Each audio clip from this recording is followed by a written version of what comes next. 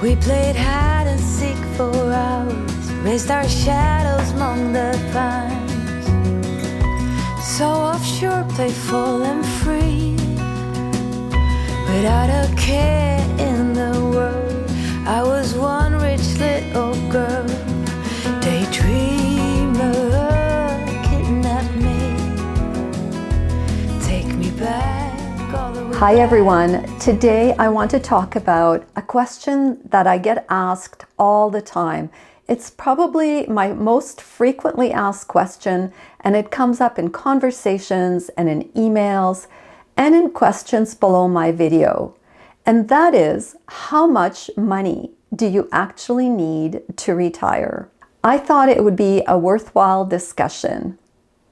Now, some caveats before I start. I'm a nobody. I am not a financial planner. I am not an expert. I'm just a person who's been retired for the last 4.5 years, and I'm strictly talking about my own experiences and what works for me. I'll be using my own numbers in this video, and those numbers are perfect for me and my life. They may not be the perfect thing for you and your life. When it comes to money and health and all of the important things in life, you need to do your research and you need to talk to someone who actually is an expert, which I am not. All I can do is offer some food for thought and offer my own experience and what has worked for me. Hi, my name is Reina and this is Small Retired Life, and on my channel we talk about all things retirement, both the good and the bad, and living our life in our 50s, 60s, 70s, 80s, and beyond. If you're new, welcome here. Now, I think when people ask me that question, they're often looking for some magical number. They want a number that's going to solve all of their problems, or that's going to make them feel like, okay, if I have this much money, then I'm going to be safe and everything is going to be okay, and I have permission to retire. I know whenever I've asked that question in my past life to other people, I don't think that consciously I was thinking that I wanted a magic number, but I think subconsciously that's where I was going.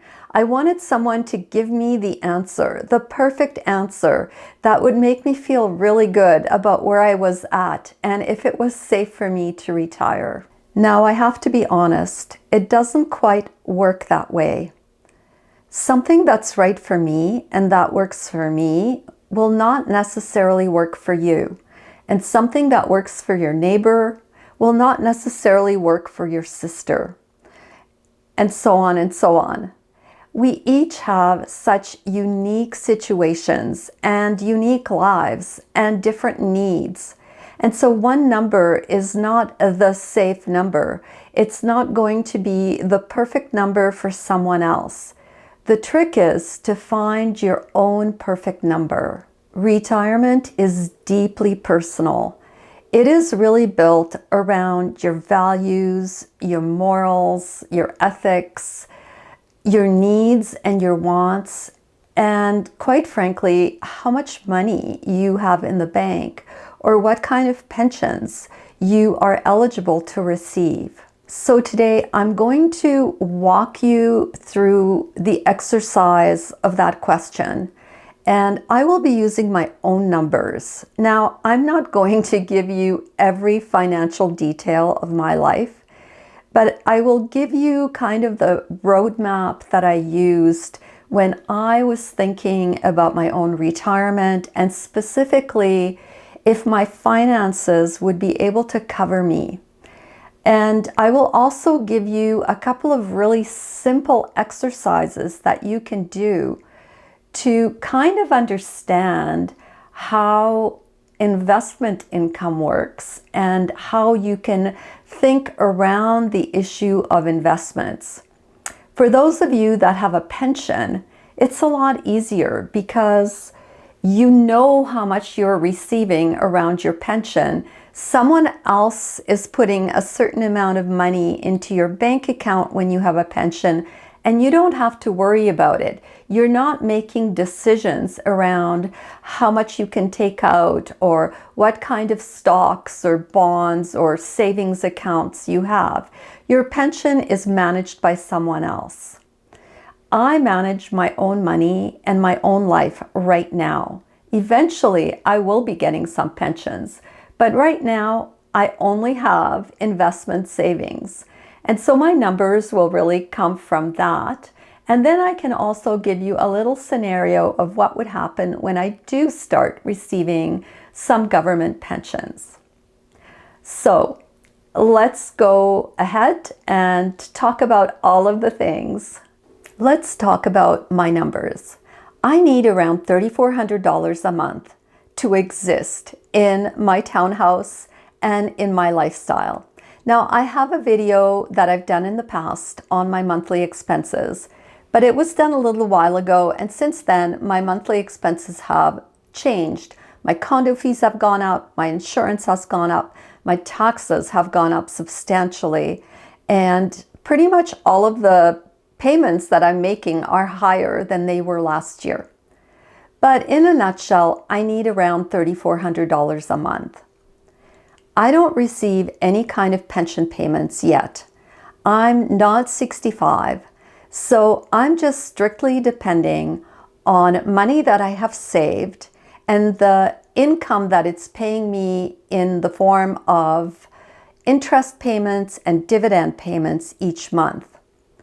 I also do not touch the capital of what I have.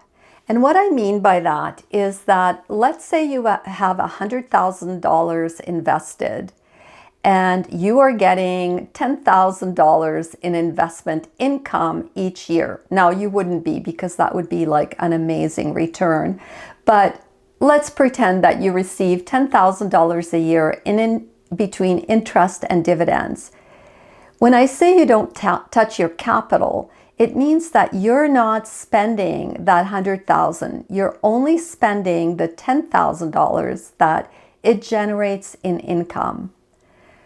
There's a lot of people that have formulas where they will take whatever income is generated from dividends and from interest, and they will also dip a little bit into that capital amount each year to fund their retirement their retired life.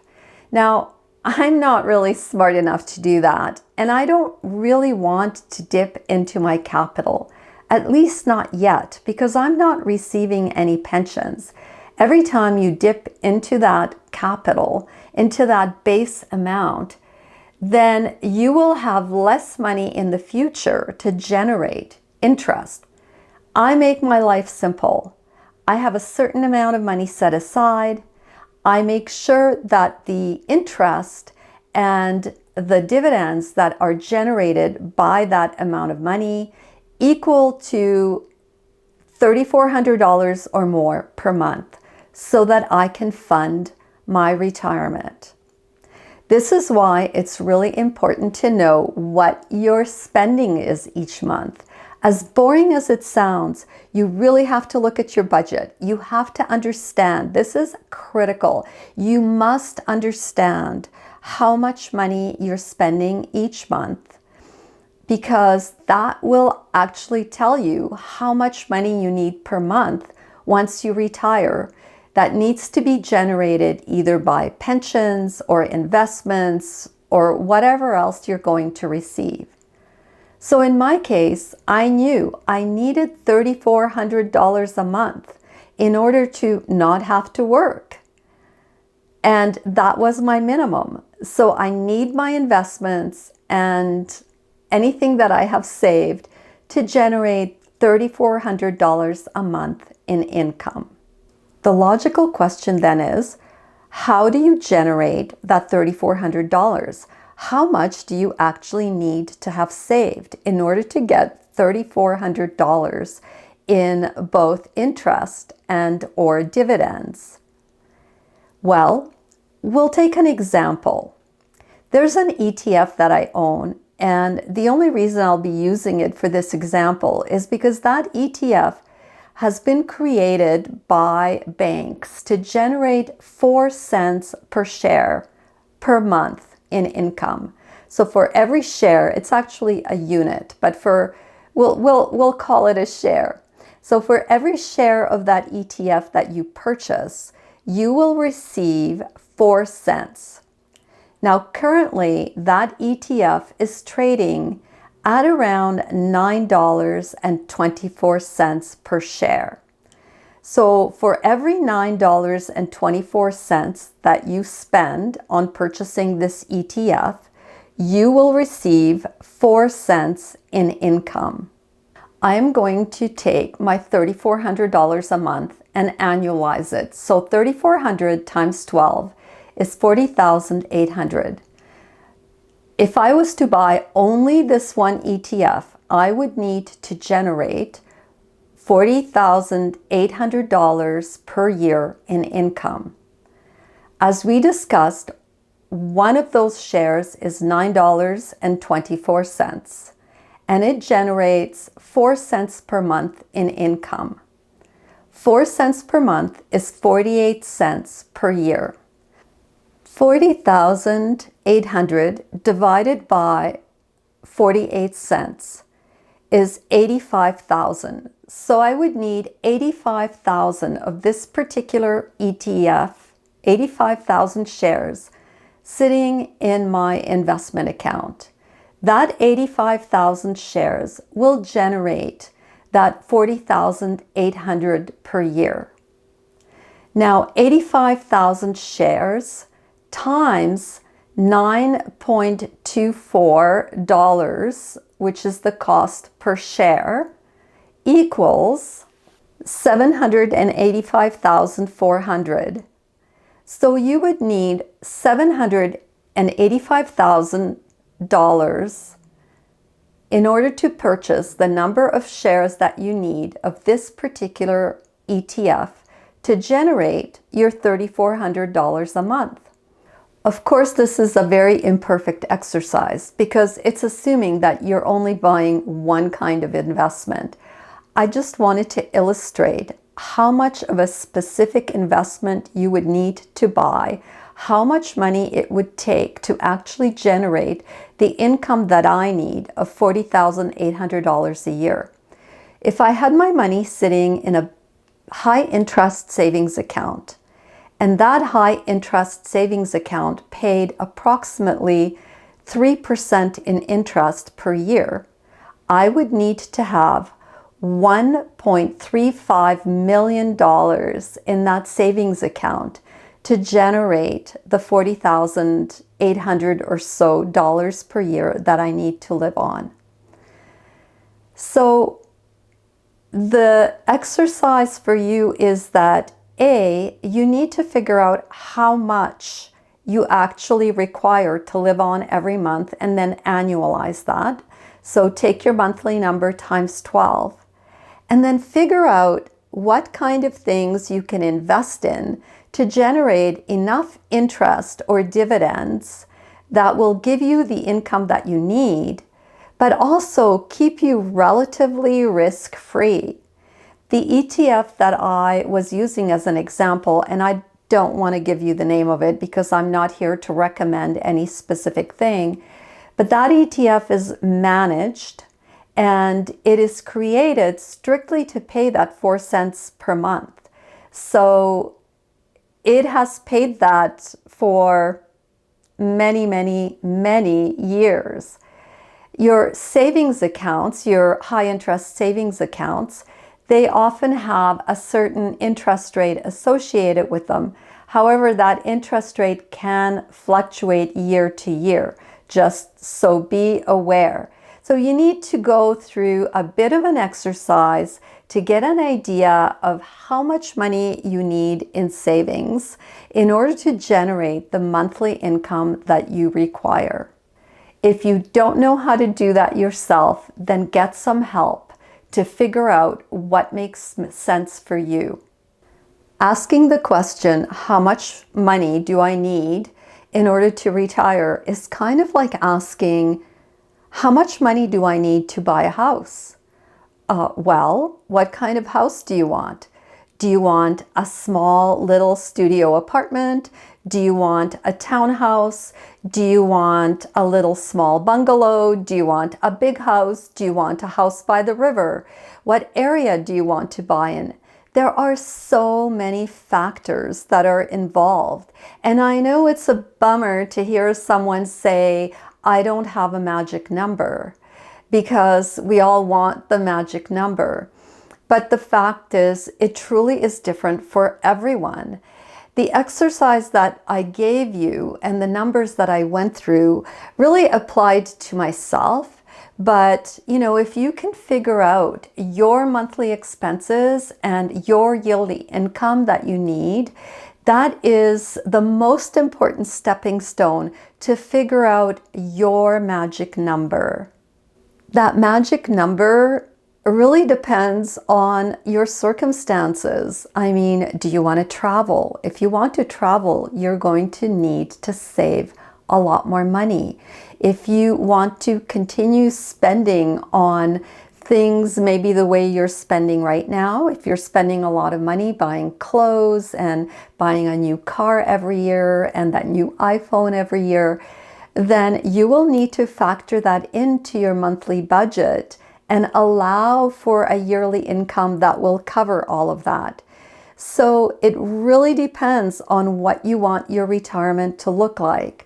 Aside from doing the exercise of how much money are you spending per month, you also kind of want to identify what kind of things you want to be doing and what kind of things you want to be buying and what kind of expenses might come up. For example, a new roof for your house, and then factor that in to your income each year.